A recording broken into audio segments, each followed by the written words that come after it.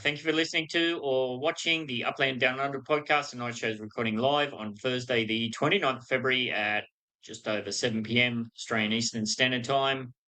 On tonight's show, we're going to catch up on the Upland market floors. We'll check in on the neighbourhood ratings for February for one last time. Upland's officially kicked off their racing series, and we've had the Frozen Season Pass Week 4 drops come through. Main topic for tonight's show, I've got that pegged down as the ice cold frosty flop, unpacking the potential what and why of Upland's first ever exclusive ornament shop owner's sale failing so spectacularly. I've also got a metaverse spotlight on details surrounding reaching my goals for aggressively downsizing my account without destroying it. But wait, that's not all. We've got a quips about the current mapper asset market and another about vehicle transportation. And of course, we'll take a look at another Upland community member spotlight, care of the dynamic node builders team. All that more on this, the Upland Down Under podcast. Speaking of which, if I remember how to do share screen, where is it? Still getting the grips with this whole StreamYard thing, so bear with us. As we just said before we got kicked off, can't get any worse. So yes, thank you very much, Kushal089. This week's show is again brought to you by him and his map asset metaventure called Rustic Arts, which is situated at 7754 Jellicoe Ave in Los Angeles. He's got a bit of a blurb. Step into Rustic Arts for your haven for map assets, where each piece is curated with passion, weaving a personal touch into the virtual realm. Jump on over to 7754 Jellicoe Ave in LA and uncover the artistry that transforms spaces. Your journey begins there, where maps and memories entwine in a uniquely personal metaverse showcase. On tonight's show, again, we're going to be giving away 4 of his very awesome looking rustic wells. So once again, that's Rustic Arts map assets, which you can visit at 7754 Jellicoe Ave in Los Angeles. And of course, if you're wondering how you can take part in the live recordings or if you want to sponsor some giveaways on the show, I dropped the link to the live podcast in the NBA server Thursday nights at about 6:45 p.m. AEST, or send me Ben68 a DM and I'll hook you up. All right, with that being said, let's get into the breaking badly news and take a look at what's currently happening in the Upland market floor stats. Now, I believe I should just be able to jump straight over there, and I've zoomed in this week, so hopefully it's a little bit easier to read. Now, we're going to scroll down. Transaction volume is up 1%. The trading volume is down 0.8%. Pretty normal there. Unique active wallets, not a bit of a nice healthy boost there, up 6.2%, back to the over 55,000 mark. And interestingly enough, we've had 1,566 extra properties, unmentioned properties added. I guess that's the Trenton, Stockton additional expansion they had there.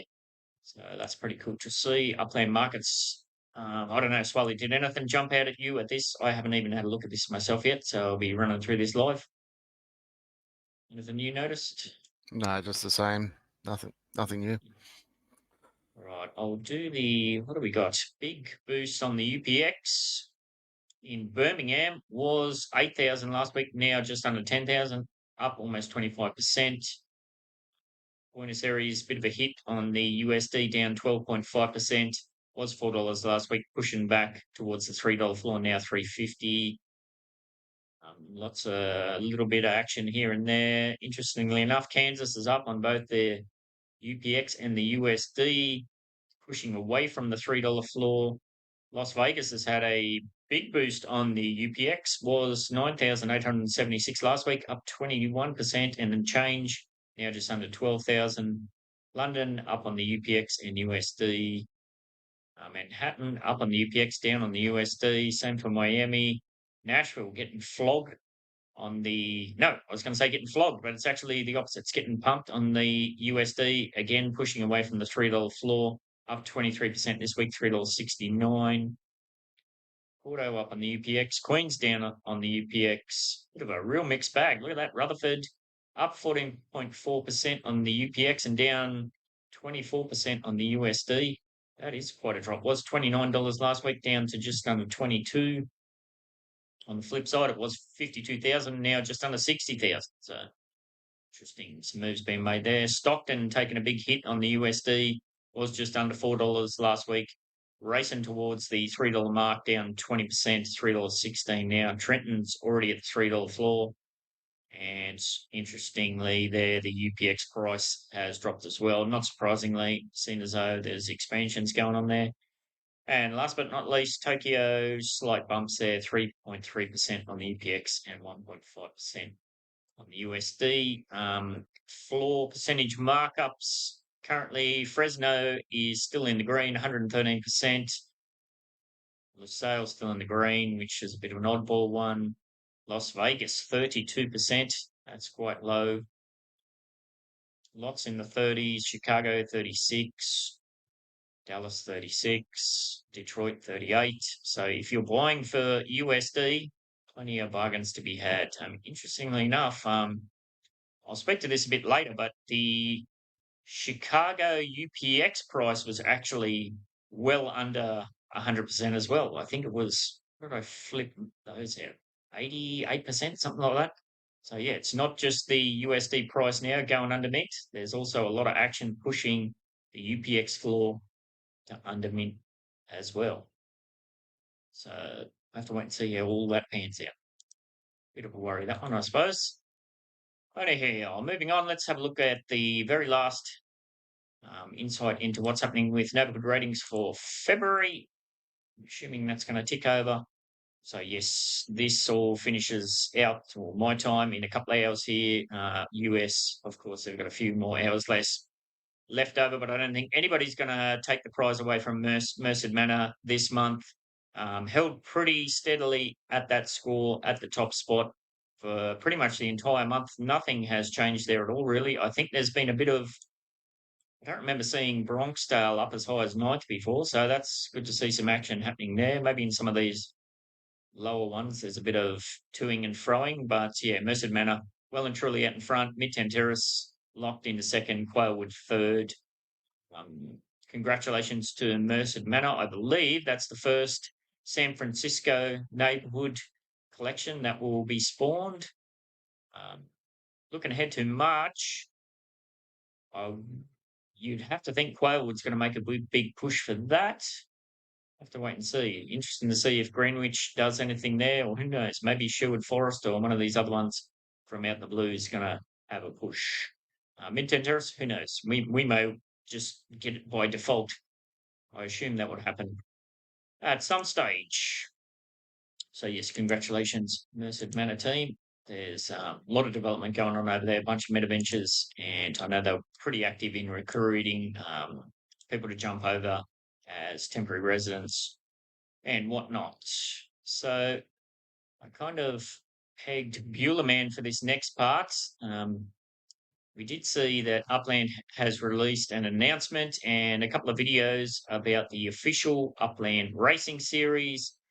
I haven't really dived into this too much myself, so rather than me just gab off about it, I'm just going to throw it straight over to you, Buellerman, if that's okay.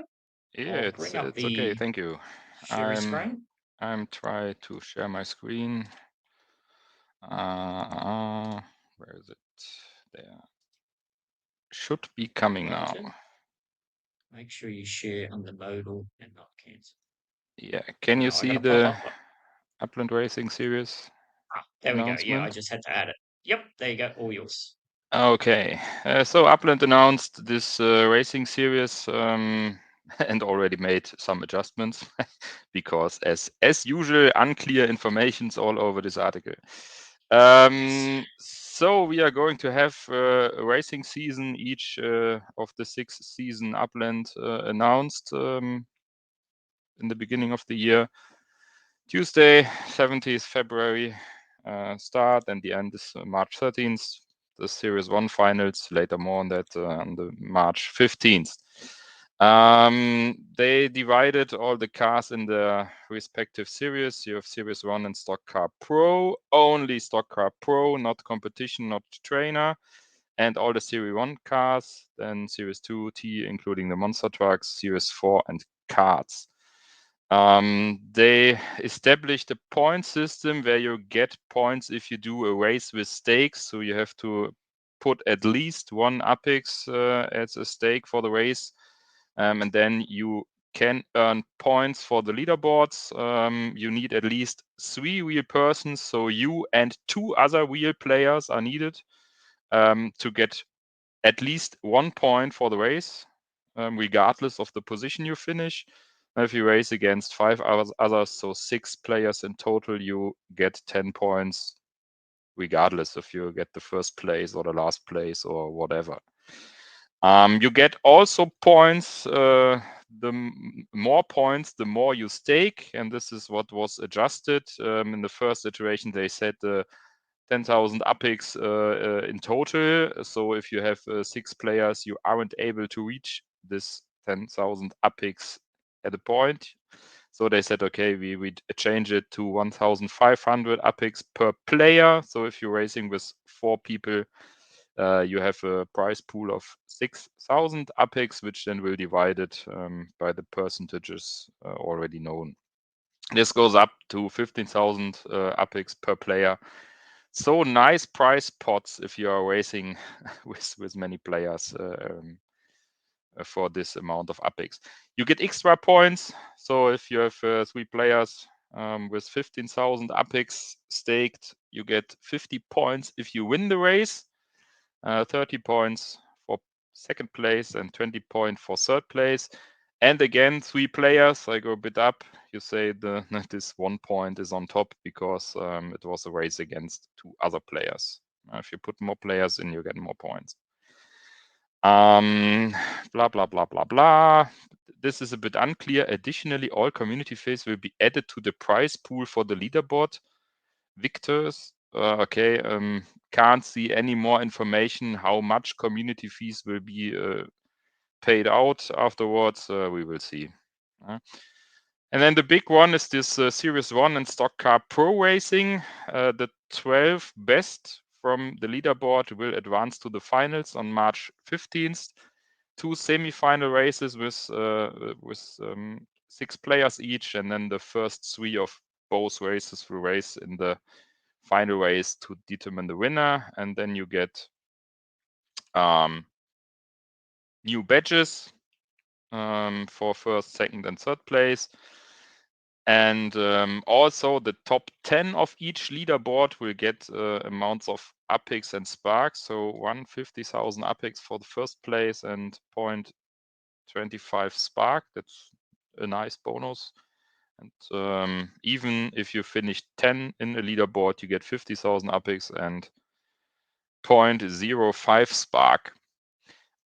This championship circuit quest for the crown pinnacle racing achievement. You will earn some points for this championship, which will last over all seasons, not only for this one frost season, but overall season. In the final race during Genesis this week. So it looks like we're doing a few seasons, not all 6 until the next Genesis week, but yeah, there will be a final race in Genesis week, which prizes we not known what we get. Always talked about valuable prizes. Let's see what is possible. Then they slipped in some new mechanics. Some of the racers also say, hey, new mechanics, new bugs. Some sort of a max performance score and consumable boost. So if your car is not reaching a max performance score, don't know what this means. You may be able to use some consumable boost. X1 talked in the video a bit about it, but hey, let's see what we get when eventually soon, later in this year or next year or whenever this new innovative features will launch.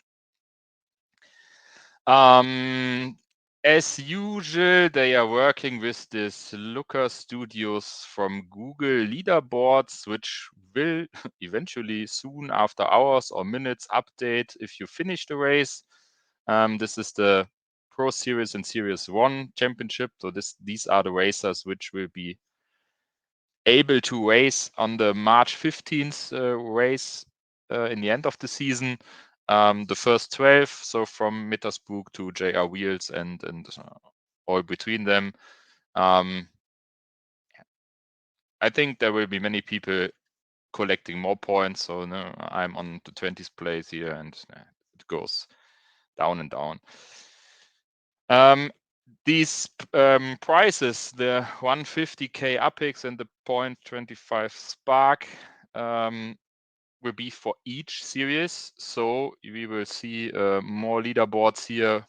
Series 2, Series T, Series 4. There's the first bug of this Google Looker Studio. There was many races with Series 4. I participated myself in some of them, but no entries on the leaderboard. The cards are used and driven much. So you see here also some points. But all this event is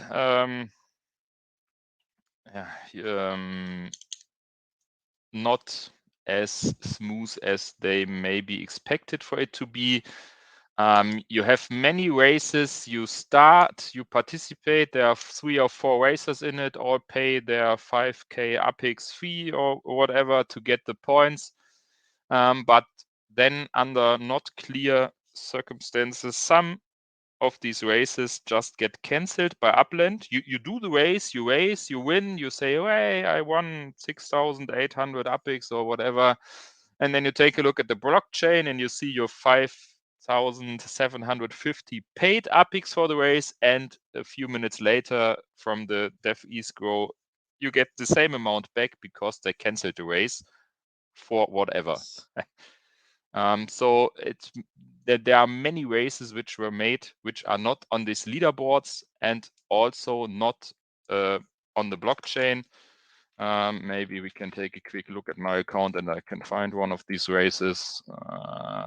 Yeah, I know. Nubex, he was mentioning in general that he had a race that had glitched out and he got refunded. Yeah, there are some of these races. Yeah, okay, and nobody knows what you need to do to get this race cancelled. Maybe if someone doesn't connect to the race and can't race for you, so you can't race or will race. So just take a look, maybe to say, okay, to get it fair, nobody gets a bonus. But hey, then don't tell me at the end of the race, hey, you won 9,000 Apex, and then I take a look and see, or I get refunded.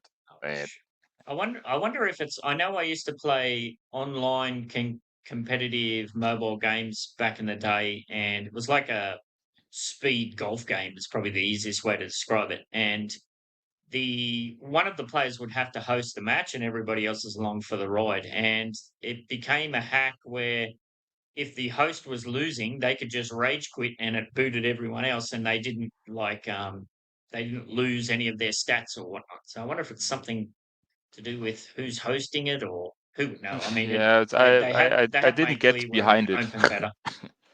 Yeah. It's highly unclear, and questions to support or to Lisette or Squamusa or in technical bugs or whatever are just unanswered. Yeah. Let's see where we get. Frustrating. Yeah. And another thing that happens, this is just an example. I don't want to say that these players you see in the next on the next page are doing something illegal or something like that, but I just picked these because it's a nice example. You see Affinismoke,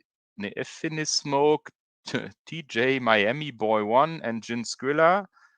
These are 3 people always doing races for 15k Apex, and you see one time Jin Skrilla wins, one time the Miami Boy wins, and one time Affinismoke wins. So they get 50 points, 30 points, and 20 points. So you get 100 points in the leaderboard. And as everybody wins, they are not investing so much Apex in it. Because you see, 3 times 15k are 45k Apex invested. Jin Skrilla in this example got 20k, 12k, and 8k. So you just pay 5k Apex for 50 points, for 100 points on the leaderboard. Yeah, they're all And three of them are well-known names, so yeah, they're basically just playing within the rule book, so that they're making full use of what they can do. So, yeah, yes. Yeah. So they're just doing private races, so no other one can slip in. It's yep, okay to do it, and it's something Maschef and Deck and I recommend for everyone who is doing this event with other cars than the S1Rs or the stock car pros. Don't do open racing in Upland if you want to race your S4 or S4E, because if someone sees an open race, it's always joined with S1Rs or the Pro Series, and then sniping away your points for the leaderboard and your UPIX as well. ouch. So you should Yes. use some of the servers. There are many cars: Upland Racing League, Infinity Racing League, Detroit Rally League, and many more of these racing only servers, where you can connect with other players, and just arrange these private races to say, okay, hey, let's all take an S4E and then do the race, so you have equal chances. Because if you have an S4E and I join with the stock car pro, yeah, I'm trying to overtake you in round 2. You're gonna get smoked. Yes. You're gonna get smoked. So Mm. yeah, some things to consider if you want to take part in this event. It's a nice event. It's just boosting the racing in the game a bit more. Yep. We're all a bit sad that they didn't implement some of these should be small updates in front. If you start a race, you can select if you want a stock car only or a card only. And Mm. as cards are all the same stats, this is the fairest race. But you can't say, "Oh, I just want S4s only" or something like this. It was confirmed that they are working on it, but yeah, they are working on many improvements, and let's see when we will get Yes. something like this. Yeah, it would have been nice to have had the whole block explorer as your driver system, set up as well as part of this. But it is interesting that they do have those consumable legits as part of it. Yeah. I'm gonna bounce you out of there because I'll share screen. I've got it zoomed up a bit. So Okay. Levan was the one that's pointed this out to me today, and I had a bit of a giggle. It's pretty funny. I assume it's this one. Yeah, it should be this one. Let's see. Here we go. So yeah, I'm assuming you could say that. Yeah, this Yeah. seems like a good system, way to boost your scores and that, not some kind of consumable burner legits. Look at the middle one. You're going to put some brake BREAK oil in your car. Holy moly! Have they done that deliberately, or is this another intern just can't spell situation? Going to put I some brake your car oil. don't know. I don't know Everyone anybody using brakes shaking their other heads. than brake checking someone. Not before Yeah. corners, but hey, let's see what we get.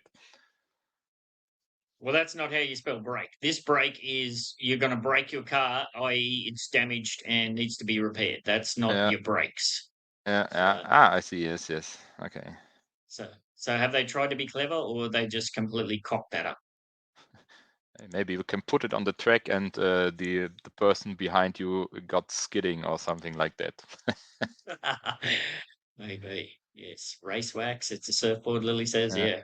Who knows? What they could do with that, with those consumable legits, there's so many different avenues that they could pursue with that. Would be really cool to Sell see, them for US dollars. yeah, yeah. Well, Swali said Mario Kart. Yeah. There's been talk about the UGC legits opportunities as well. Although I don't think I'm the only one who's completely kind of got my nose out of joint with the what do they call it? The kickbacks for the UGC content creators. They've basically just said that's not happening anytime soon. So that's a bit of a worry, that one. But yeah, I don't know. The whole car situation, still it's still way too laggy and glitchy for me on mobile. I did try a couple of races. Yeah, it's not something that I'm going to be investing much of any time in because it's just so laggy. And with all of the other problems, I assumed when Nubex posted that issue that he was having, I was like, yeah, I have the same issues on mobile. And he said, no, this is desktop. So holy moly, hopefully they get it sorted out. X1 did go on at length to say it is in open beta. So yeah, but have to wait and that's see. the I'm actually going on the excuse flip for side. everything of this. No? I did just say it's Yeah, open beta, so we can say, hey, we are experimenting with wash your it. hands. Yeah, And I'm like actually in German said something that this is the first time in human history what we are seeing here, so there will be bugs as usual. yes, I'm actually building a showroom at the moment. I kind of went crazy buying up cars, thinking I was going to do this, that, and the other thing. It doesn't appear that that's going to be the way things are going to pan out. So I'm actually going to put a showroom up and put my cars up at some. I've seen some crazy prices that have gone up recently in UPX. So I don't know. I'll put a couple of baits out in the water and see if I can catch a fish. Don't know. Anybody else? You're mad keen on cars and everything that's going on? Yeah, we'll have to wait and see on that one, I think. All right. Well, that might move us on to what I had pegged. Oh no, hang on, I missed one thing. Frost season pass week 4 drops are live. Woohoo! Everyone get excited about those. I actually went back and did all the droppies. I, you know, sexied up me Block Explorer and my property cards. I thought, well, I spent 20,000 UpX on this thing. I might as well use it. So yeah, I thought these latest ones were pretty cool. Will I go all in to get the next season's pass based on what we've seen so far? No, I don't think so. But still got a few more weeks left to go to wait and see. I All like right, the so ice. I like the ice one, which I put onto my Block Explorer, but I immediately thought of Lily. I'm sure she loves the love art ones. yeah. She's in the chat. Yeah, What'd you no read? bite. Yeah. Yeah, Yeah, I put the ice didn't one on. use the love hearts. I used the ice because behind my BE it looks like water. Ah, clever. Nice. Yes, the lily. Yeah, no, I put them up. I figured I might as well put a bit of effort in. I paid for it. What the hell not? All right, but yes, as part of all that, of course, we did have what I pegged as the main topic for this evening. Of course, we had the Frost Ornament Bundles sale, which they terminated rather quickly. I wrote down some figures. Yeah, last time I checked before the sale was terminated, only 100 of the 770 bundles had been sold. So clearly it was a massive, what I've called an icy cold frosty flop. But why? Why was it such a flop? Is it just a pure numbers game? $45 didn't leave much meat on the bone for the resellers, which we kind of talked about last week. But then it's kind of a crazy situation where because they then cancelled the sale and they're going to burn all the other ones out, then the supply is extremely limited. And who knows? Maybe it's going to be those people are going to make Mad Bank. So I'd like to think that players didn't buy these because of the inconsistency with Upland and their rules and regulations and us not being able to submit stuff at the moment. But I'm sure we're not that organized, and I'm sure it's just a simple price thing where I think the average price at the minute is about $15 or about 25,000 UpX. There is no money to be made. There is absolutely no money to be made in it unless there's a huge high demand, which I don't think there is.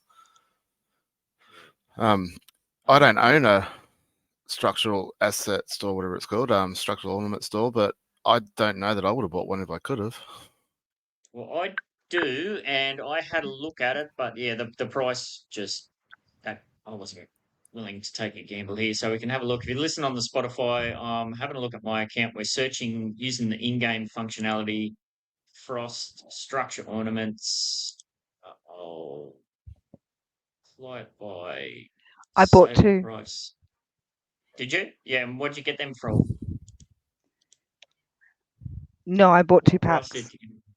Oh, 2 packs. All right.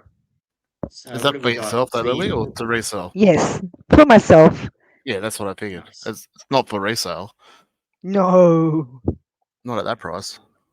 I did store them there and put them for a ridiculous price that would not possibly sell, just so I had inventory until I could use them, though. How ridiculous! Because I did that with all of my carnival ornaments, and then went Upland put that extra announcement out, and then people just gobbled them all up. It was hilarious. Yeah, Or did no, you? almost for what I bought the pack for. Ah, yeah, well, you never know. So what do we got So, here? The ranch houses are 1690. Hard to read that. Small townhouse 1890 is lowest price. Luxury ranch house 21. Micro house 22. Small townhouse 22, 23. Apartment building 31, and then one of the special Tokyo townhouses. What does that say? 39. So yeah, it's kind of a interesting situation that because they terminated, the prices have actually been boosted. I wonder how many of those Tokyo ones actually got minted, because that'd be pretty rare, Oh, wouldn't they? it did say there, didn't it? Let me just go back to it. I should have left it there. Frost Tokyo townhouse 210 existing mints. Tokyo small townhouse 90. So more Wasn't than I there thought. three types? I thought there was No. three types, or was there only two? There's only two unique structures. Oh, front and back was the picture they showed. Yeah, so they're super rare, so kind of interesting. And all of the other ones 400, 400, 100. So yeah, well, so if you did manage to pick some up yourself, especially if you're just holding them for yourself for your own personal use, it's probably a good deal. But yeah, other than that, only 100 out of the 770. I'm If sure they'll they, take some lessons away from that. Yep. yeah, if they do something from a straight line and they say, okay, hey, frost ornaments, you need in the next frost season to get some of the missions done. Like for this season, they said, hey, these carnival ornaments are the one to use because these frost ornaments are sold too late to get your 3 weeks on a building. But hey, I think maybe we will get a price increase in the next year if they do what they told us they would do with the seasons and not change everything from season to season because someone said, hey, it would be better to do it this or that way. So maybe these ornaments from the frost season will get more value. But hey, no financial advice. Soon, eventually, maybe let's see what we get in the next year in our great beta experiment here. So hey, but $45 for reselling is way too much. I'm not a shop owner. I just thought, hey, maybe I would buy something, but not for $45 for three. Only three of this structure ornaments. That's That's a bit too much. $45. Yeah, $45 way too much for a shop owner. They probably should have done like a wholesale sale first for maybe half that, $25 or something for the three, and then what didn't sell out, sell to the public for $45. Yeah, well, I was surprised they didn't open it up. Kind of said in chat $20 at the most for the store owners. I think $45 would have been a realistic price that the shop owners would have listed it for. So if they had a sold at three, maybe 30 if you're really pushing it, maybe $30. But yeah, somewhere between 20 and 30, I think would have been a much more realistic price to leave enough meat on the bone for people to have a go at it. If you're trying to get UPX out of it, the current baseline for trying to get UPX out of the game is with USD is basically double. Like you can buy anything for 30 to 40% mint and sell it for 80 to 90% mint without a problem. So if you're not doubling your $45 to 90,000 UPX, what's the point in buying it? So you need to sell all three, and I don't know that you can sell, not knowing what you're getting either. Just too many unknowns, and I don't blame anyone for not buying it. I don't know that I would have if I could have. I've got a showroom under construction, which I intend for it to be a structural ornament one, but so I miss out on this one. But yeah, if it's the same price next time, but I think $20, $25, something like that, and then open it to the public for $45 if it's not sold out. Because I know there's plenty of people that probably would have bought them if they could have, but just don't have a shop. Maybe I we think now that's realize that all this, or I'm the first in line, I can buy it and I can sell it for a profit, like all the sales in the past. That doesn't work anymore. You Yeah. aren't able to just buy what you can get from the store and just multiply your UPIX or your US dollars from it, because there's no functionality for this. Okay, I can decorate my home with it. Yeah, okay.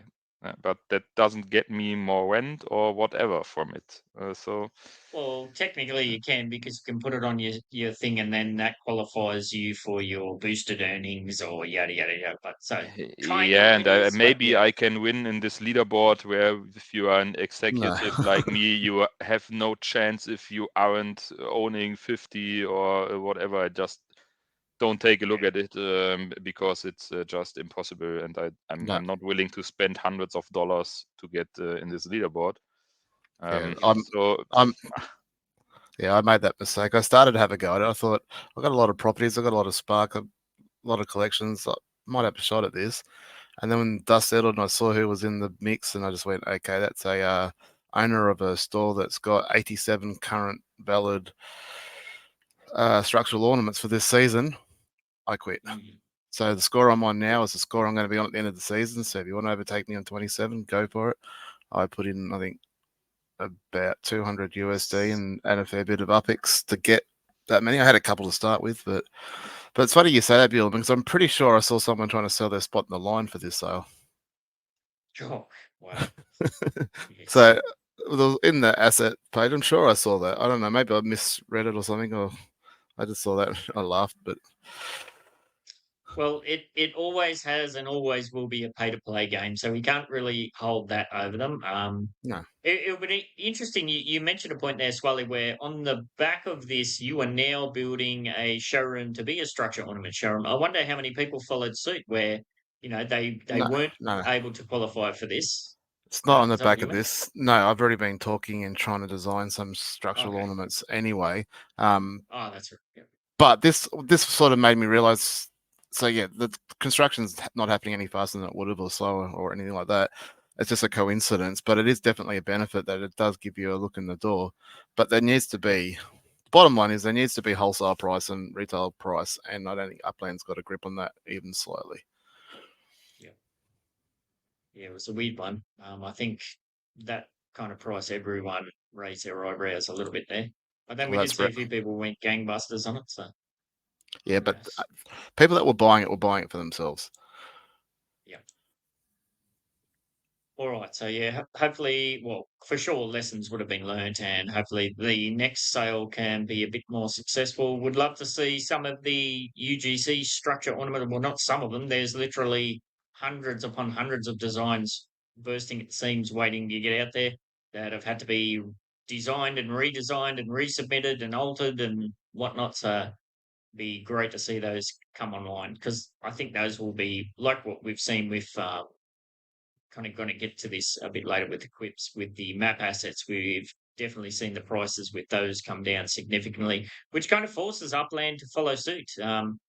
If you can buy a whole bunch of stuff for UGC for a few thousand UPIX, is the carrot going to be there for some of the stuff that Upland wants to sell? It's kind of an interesting conundrum almost.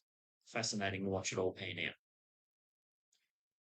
Anywho, let's move on. Where are we up to? We're up to quips, I believe. So this week we've got 2 quips. I did have a few come through. Thank you very much for those. There's another really good one, but it was quite in depth. I'll save that for next week. If you're not aware, quips is questions, insights, provocations, or statements that we can dive into on the weekly show. There's a link to a Google form in the description. If you send that through and you include your in-game name in your submission and it's used on the show, you'll win yourself some kind of prize, just like Laban and Caesar have done this week. They're both earned themselves 10,000 UPEX after fees from me, and they earned themselves a very awesome well map asset from Kushel 089 and his Metaventure Rustic Arts. So thank you very much for putting those through, Kushel 089, and of course to Laban and Caesar for clicking that link in the description and submitting their quips. So This week we're starting off with the quips from Laban. He's in chat, who says, thanks for sharing your USD out last week. Can you share anything about your map assets, outdoor decor? Has that helped grow your account in any way, or is it just done for fun? Now that there is a massive explosion of new assets, which we just talked about, has sales dropped down for you? Any new models in the make?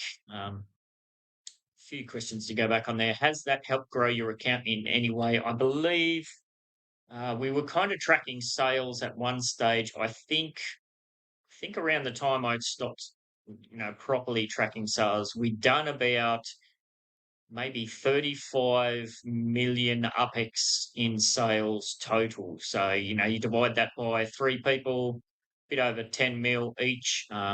Did that help grow the account? Yeah, of course. If you were to divide that UPX between how many hours was invested, I think we'd still probably come out ahead. And that was we had a significant advantage being the first movers as part of the beta process, yada yada yada. We were right there from the get go. So yeah, that was all. Most of it was fun based, if you want to say. There, we were doing it because it was fun to do. Did it help grow account? Yes. Has to have done. Was it fun? Yes. It can be both of those things at once. Have sales dropped down for you? Yes, dramatically so. But that's not the whole story as far as the explosion of new assets. Of course, that would have a significant impact on it.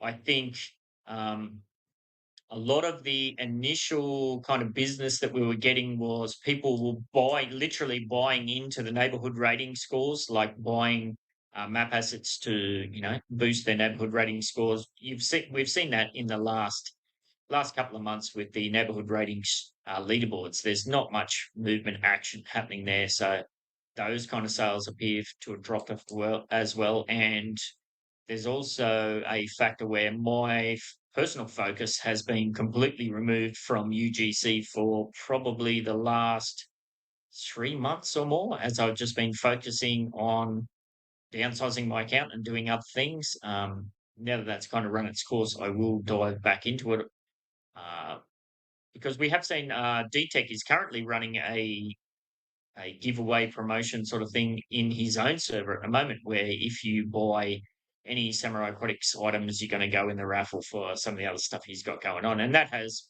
boosted a little bit of the sales. But yes, have sales dropped off? Yeah, massively so.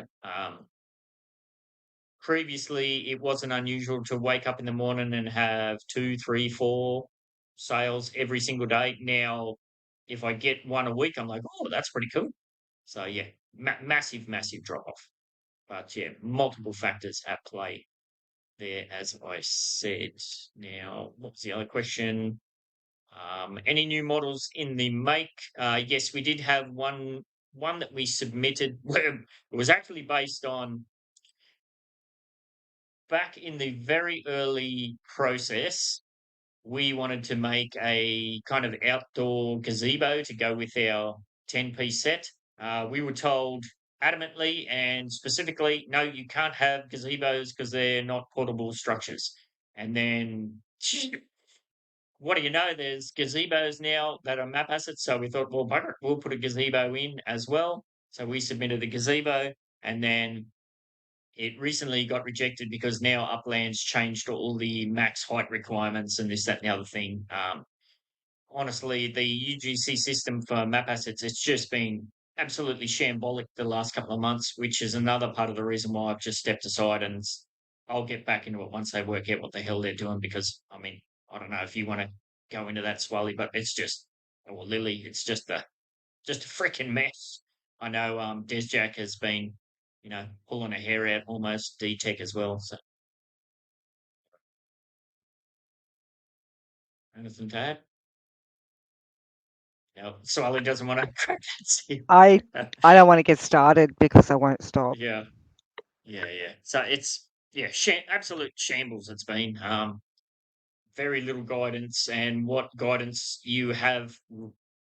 Well, I haven't been doing it, but what guidance I have seen other people receive has been, doesn't make sense, or it's they say one thing in one breath and contradict it in the next. It's just an absolute mess. So it appears that may be changing course based on some of the stuff I've seen in the UGC channel. So yeah, I mean, it's kind of good that the UGC channel is open to everybody in Upland. So if UGC, if that kind of whole asset creation is something you're interested in, yeah, get over there and have a look. Before you dive in and invest like money and hours and all your time, just get over there and have a chat to people. Or even if you don't want to do that, just see what's going on over there, so you get a better idea of what you're going to get yourself in for, because it has always been a complex process, and lately which seems weird. You'd think after that massive beta period we went through, you think they would have streamlined and got things better, but now it just seems more confusing than ever. So bit of a nightmare, that one. So are there any new summer aquatics models in the make? Would love to do heaps of stuff, but yeah, not at the moment. Just kind of stepping clear and waiting for the dust to settle on that one. So thank you for that, Laban. Right, we got one more from Caesar, as I said, this week, who says vehicle transportation is a big thing, emo, in his opinion. However, let's see this. He has a car in LA, and his Block Explorer travels to London on the plane. So he can go from London to Birmingham with his own car once his BE arrives in London. Or does he have to own a property in any of those cities to relocate the same car from LA, where the car currently is, to London, Birmingham, where his BE currently is, and then travel to London to Birmingham? And then he ends by saying greetings to all the old dogs out there. I personally don't think it's going to work that way. I think if you don't have, well, there has to be a leeway period, doesn't there? At the moment, we can airdrop our cars wherever the hell we want. We've talked about that on this show extensively. Like, if you have more than one car, you might want to strategically set those up in different cities, waiting for paid transportation mechanics to come in. It may very well be that if you want to move your car in future from San Francisco to Tokyo, well, that ain't going to be instantaneously magical. It's going to be takes quite a long time to put your car on a boat or a plane or something. So I don't think that's how it's going to pan out. For this first test period, I would assume there's going to be some leeway there where you can just move it around wherever, but who knows?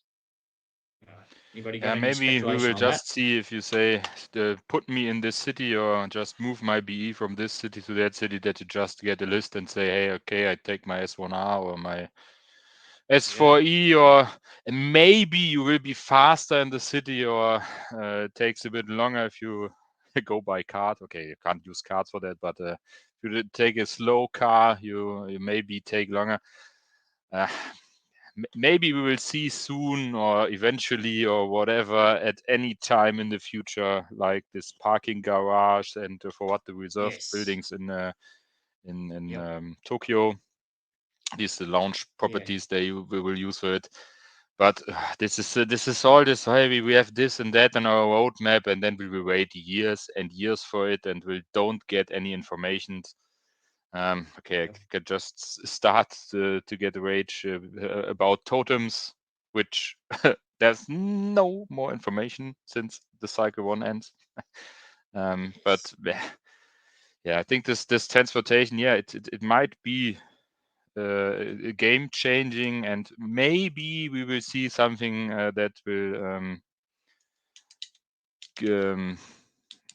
create businesses like transporting the crates for structure ornaments from one city to another or something like this. But in the speed Upland develops features, yeah, I just can say maybe my kids will be alive to just get something of this to see. But yeah, I think they are currently putting all their effort in the sparklet things. No? Even if the Bitcoin is an all-time near the all-time high, I think above 60k USD. And so they say, hey, we just need to get something done for this sparklet thing to hop on the train and get some money from Ride it. the wave. Yeah, Yep. and all the developments in the meantime will get pushed out and announced as the new killer feature for the metaverse and will be bugged as hell. I'm shaking and I get a goosebumps on my skin before the next season, when they will lower the yields from the properties based on your points you get in this leaderboard about the missions from the frost season. I think this will be a buckland at its best, because it may be not working as they planned, and we will see Okay. many people rage quit. I sell my account and Yes. Smiley Man, you had something to add there? Yeah, I was going to say this question opens a can of worms, followed by how long's a piece of Yes. string. Yep. My thoughts of this, and I obviously have no insights or anything like that, but my thoughts are it has to work where you can just move your car from wherever you want to wherever you need it. I can't see any reason why you'd have it outside the States at the moment. I know there's limited places you might be able to drive, South America or something like that, but there's very few cities internationally that would, really accommodate you driving from one city to another. But if they made it, obviously you can't just be in New York and drive to London. I mean, that's not based in the real world unless you've got some sort of hovercraft or something. But if they then say, no, you can't move your car, like you're sort of suggesting, and maybe down the future, 100%, I think that's where we're going to go. But like Gilman says, that could be something our kids see. It also would have to affect manufacturing, wouldn't it? So if you can't move the car, you can't move your goods, and then how are you going to get your goods from your factories in the States or wherever they are to your other factories or the other showrooms? It's just it's not going to happen, and it's going to happen, just not anytime soon. Yeah, but Well, it's but maybe definitely maybe they worms. just say, hey, we're doing it in this beta or alpha stage that you can drive your car from Tokyo to Rio or to London, Right. and because we're only doing a straight line and it's only for testing for the next years, decades, or whatever. Yes, they might do that for the States cities, but not for international. I mean, everyone would laugh at them if they did that. Like, they're just not going to have it so you can drive from New York to London or Tokyo. I mean, what would that drive to Tokyo? Would that be about 3 days? I'm convinced X1 will get a cool sentence or a definition why this is good to go this way, and it's the amazing and barrier breaking invention or whatever. Get the thesaurus out. Yes. Well, there's no need to have a car in Tokyo at the moment anyway, so I wouldn't be putting it over there. Hey, you can drive to this Dodge city where this one Dodge cafe is. I don't know about that. Well, the public transportation in Japan is next level, so there's very rarely places that you can't get to with train or bus or something like that. But yeah, currently, of course, if you want to move your car from one city to the next city, you have to own both properties in each city. It will be very interesting to see.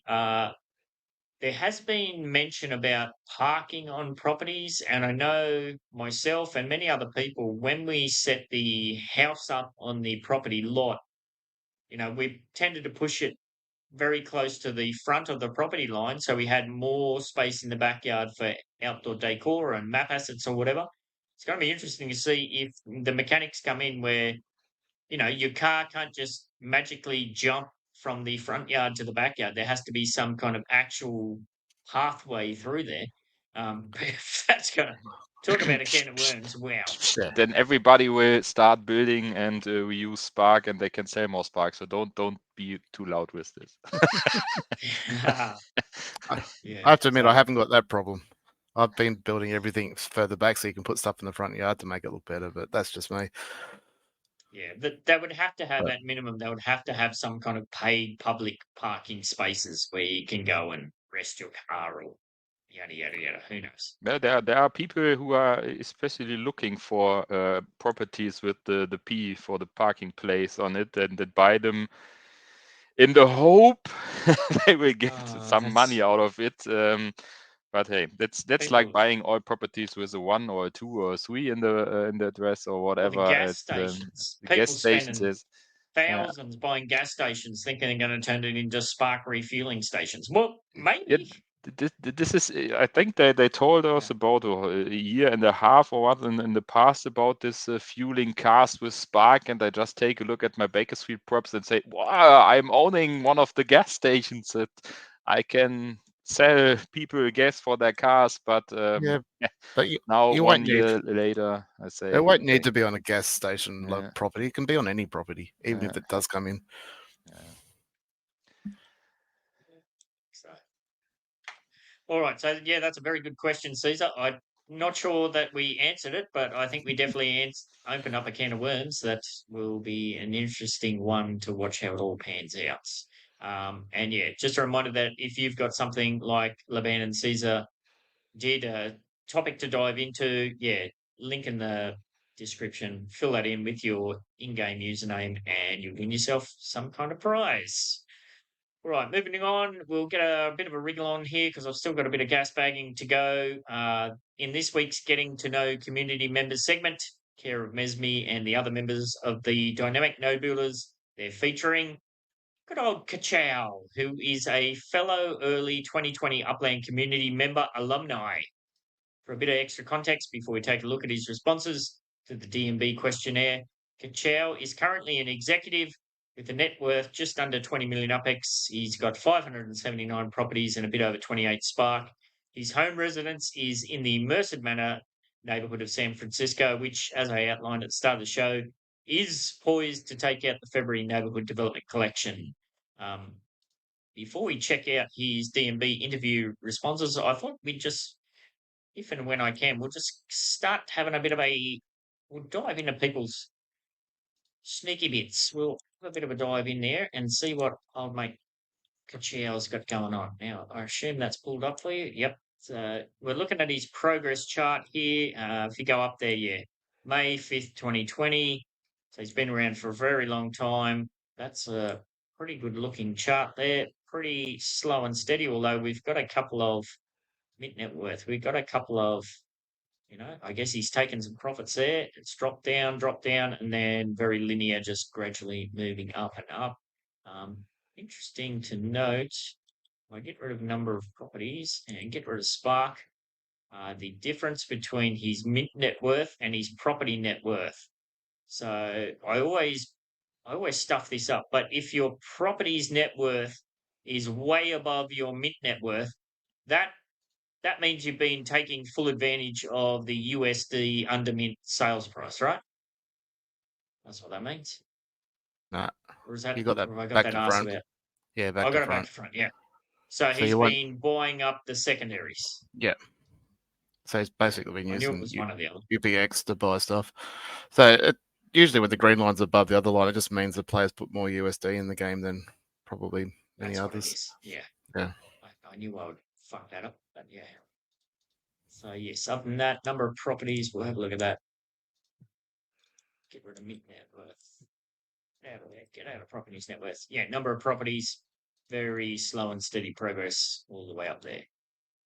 So I assume I can just jump straight over there. So this is his DMB responses, in-game name Kachow, pronounced Kachow. I'm pretty sure I got that right. There was a lot of confusion about that on the early days. Does Kachow have tattoos? No. Been to Vegas? Yes. Would he survive the zombie apocalypse? Yes. He's an Eagle Scout, former Eagle Scout. One thing you will never do again, play with an electric fence. Interesting. Hope you didn't pee on it. Famous fact about where you live, potatoes. Superpower, accordion player, guilty pleasure, Dr. Pepper, pet peeve, cheaters, occupation, tell people where to go. Interesting. Bucket list, Anfield Stadium, and 3 Uplanders he chats with regularly, or he's got in brackets he listens to, More Cheese, the Goldsmith, and the pair TML and Too Stupid. All right, very good. Yeah, Kachow's a good bloke. So if you'd like to get yourself involved, or you know of someone who the community might be interested in learning a bit more about, then send Mesme or any of the other dynamic node builders, members a DM, or click the link to the DMB Discord server in the description. Say good day and tell them the Upland Down Under podcast sent you. All right. Now, I had a bit of a self-indulgent gas bagging situation last week's show. I did get a couple of good DMs based on that. And who was it? I think it was the band said, thanks for sharing your USD out story this week. I got a lot of questions about how I did that. A lot of people have said, yeah, that's something I've been thinking about doing for quite a while. So, yes, if you've been living under a rock and you weren't aware, I have over the last 18 months or so, have aggressively downsized my account, and I managed to do that without destroying it.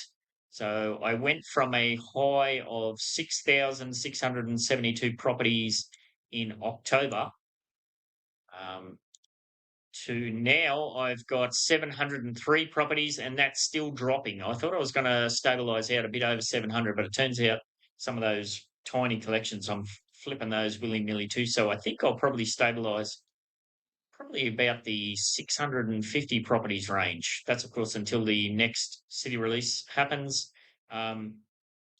Just for a bit of extra context, in the last 8 months, I really started to focus on that kind of selling properties pretty heavily, and I managed to bank over 10,000 USD in those 8 months, which once you convert that to Australian dollars, that's pretty significant for myself and my family.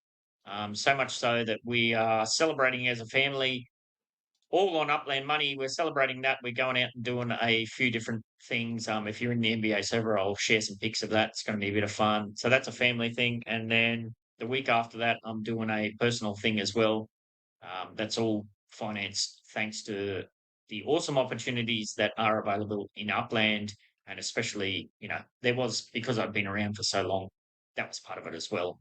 But anybody can pretty much do at least something similar or head in that direction. So as part of that last selling period, in the last month, I've also managed to stack 10 million UPX ready for the next city release.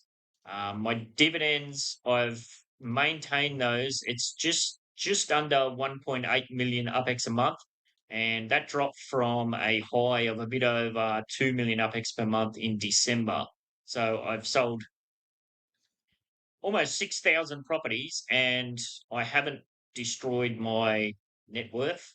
My net worth is now just under 113 million UPX, and that's down from a high of 158 million UPX, which was in January this year. So yes, how did I do it? How did I sell almost 6,000 properties in 18 months without destroying my account? Pretty easy, really. I mean, it's a very time-consuming process, but I did pull up.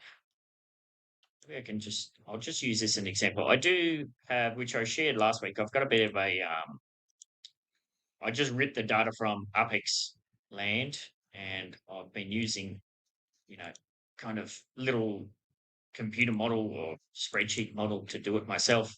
So this just shows, I assume that's popped up for you. Let me check. Yeah. So what I've got here is another 52 properties that I'm willing to sell for. I've got another tab here, all my hodl properties. That's nodes, Metaventure properties, collections, yada, yada. So they're not to be sold, but I've still got all these 50-something properties here.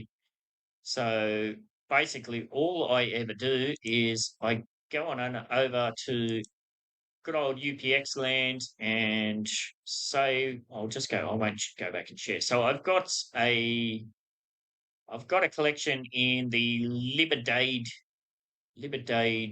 neighborhood of Sao Paulo.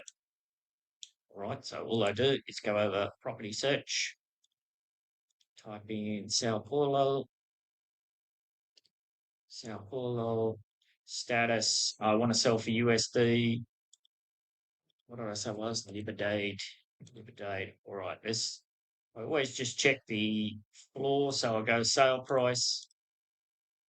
Let's check out what the floor is there. The floor is $4 for USD. Okay, so let's compare that to the markup price. Markup is 62%. All right, if the floor is 62% and you want to sell quickly, at the very least, I would go down another 2%. Me personally, I'd probably list at 58%. So if we go back over to my spreadsheet here, all I do there is type in 58% there, and that automatically adjusts all of those figures. I go down to liquidate and I can check here. Now we can see this one, $2.82. That one is below the minimum and it's below the floor. So if the floor, what did we say it was, $4? Well, I might list that for $3.50. Pretty good chance that one would sell. This one, I would sell that at the market price of $4.18. This one I'd sell it for $4.38, and the other one for $6.99. So that's pretty much it. Nothing very complex. All it is just playing with the floors, whether that be the USD floor, the UPX floor. I know some people have it in their head that they want to make a certain amount of money or a certain percentage, but the reality is the floors are the floor. If you can hate the floor, you can not agree with the floor. Of course, I would much rather sell all of my properties at 150% markup for USD, but it's just not the reality. So, especially if you've got so many properties to move, you just got to play with the hand that you're dealt. Now, just for shits and giggles, I'm just going to have a quick look at Chicago. Because, yeah, that was an interesting one where I thought I was going to end up with a couple of hundred properties that the mint price was too high to sell at the Chicago floor, and the for sale price was going to be too low to sell at the USD floor as well. So they were kind of no man's land properties. But then it turned out that the for sale UPX market floor was below 100%, and I went yippee, and there it still is. Look. Dozens and dozens and dozens of properties below the markup floor in UPX. So right there, we've got the markup floor in Chicago for UPX is 88%. That's dropped down a bit.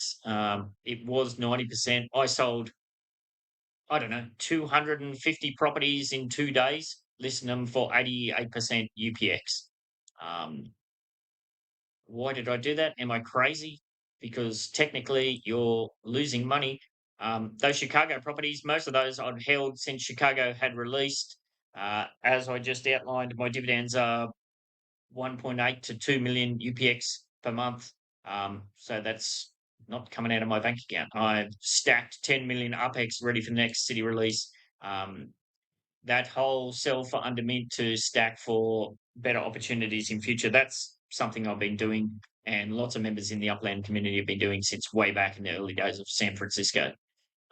So yes, so it is doable. You can reduce your property portfolio. You can make big, massive changes like that without utterly destroying your accounts. And maybe just to put a bow in that, I'll just go back to there and just see what that actually looks like. So if we go back here, and I'll go back to me, 68 progress chart, same as what we looked at for Kachow. My chart's a bit different, of course, because I've taken a whole bunch out. My properties, if you just look at my properties, it goes up there, as I said, the high in October, and just drops off a cliff and still dropping, whereas my mint net worth and my properties net worth, of course, they've dipped, but yeah, nothing like some of the other graphs, like one of the graphs I showed last week as somebody who has truly cashed out of the game. So if you remember from last week as well, when I shared my neighborhood chart and I said, why am I selling all these properties in Chicago? It's because I had so many properties in Chicago. Well, now it's flipped and I'm all in on San Francisco. The vast majority of those are mid-tier terrace, which I'm going to hold on to. 58 properties left in Chicago. They're basically all, I've got a full block in Portage Park that I'm going to hold on to. So that's about it. So if you're wondering how I did it, well, hopefully that answered your questions. All right, that moves on to the end of the show. We got some giveaways, of course. The NBA server competition wheel from last week was to get yourself in the contest channel within the NBA server. And the topic was cars as private transportation. the question was, what's your take on that angle, and how long do you think it'll be until we are road tripping to the first accessible only by car city release? And the biggest speculation of all, which will be the first city. Your name will roll on a list of entrants for the chance to win 10,000 UPX from me. And yes, because it's a sponsored show again this week, you're going to get yourself an awesome well map asset from Kishel 089 and his Metaventure Rustic Arts. And of course, also get another entry into the big end of year prize giveaways. Now, let's click the right buttons here. So we go to share screen. Let's hope it still loads. There we go. All right, let's see who's going to take out. Now, this is, 10,000 UPX and a well map asset. And there we go, Maui. Congratulations. That's for you. Now, I forgot to do a spin last week, but I'll hold off on that. I'll just leave that on share screen and I'll jump back over to my notes, make sure I get this correct. Actually, why don't we go and I'll read out what did Maui actually say? I never do that. I should do that. So, Maui says, I think car-only cities are both cool and realistic. I don't think it will be the next release, but definitely before summer. Right. Again, it was a pretty mixed bag of the responses in there. Some people pretty keen about it. Some others just going to play it by ear and run with it. All right, so that brings us to, no, I'm forgetting again. I got to outline what's this week's challenge. I can't forget that one. So, get yourself in the contest channel in the NBA server again and let us know if you're going to be racing in the official Upland Racing Series. If not, why not? If you are, what's your vehicle of choice and how's it all been going? Buellerman already outlined some of the difficulties that he's been having and other people have been having. So have your say in there. Again, your name will roll on a list of all entrants for the chance to win 10,000 UPX after fees from me. No additional prize unless somebody else got a map asset showroom or something and wants to donate some prizes. All right, that brings us onto the live participants wheel. Now, this is going to be a garden bridge from Samurai Aquatics and another well from Kushal. So we got, I'll type these in quickly, Maui, Levan, Swali, King Cody, Finder, View, Rabins, Ace and Lily. I don't think we got anybody else jumped in late, so we'll roll that. Luck, everybody. You want to take it again? No, Levan just missed out. I think Swali, I think you got it. Congratulations, Swali man. All right, let me bounce out of there. Lily says, I'm always open to donating prizes. All right, well, I'll write that down. I'll get in your ear, Lil. Thank you very much. That'd be cool. Like I said, if you want to do a little spotlight or something, happy to get the word out with whatever you got going on. And that's it for this week. A reminder that if you are in a time zone that fits in with the Thursday night recording schedule of starting at 7 p.m. AEST and you'd like to get yourself involved, the link to the weekly podcast will always be dropped in the NBA server about 15 minutes before we get kicked off. And as I said, this invitation extends to any of the other or the channel's other podcast productions. So as I keep saying, if you have an Upland NFT or Metaverse product service or event to promote, send me Ben68 a DM. Or the easiest way to do it is to get yourself in the NBA server, which is linked in the description. That's all I've got. I always like to put it out to anybody else. Anybody else got some final words? What do you got going on? All good? No, head shakes. Yeah. All right. On that note, all the best with everything, and we'll catch you next week. Later.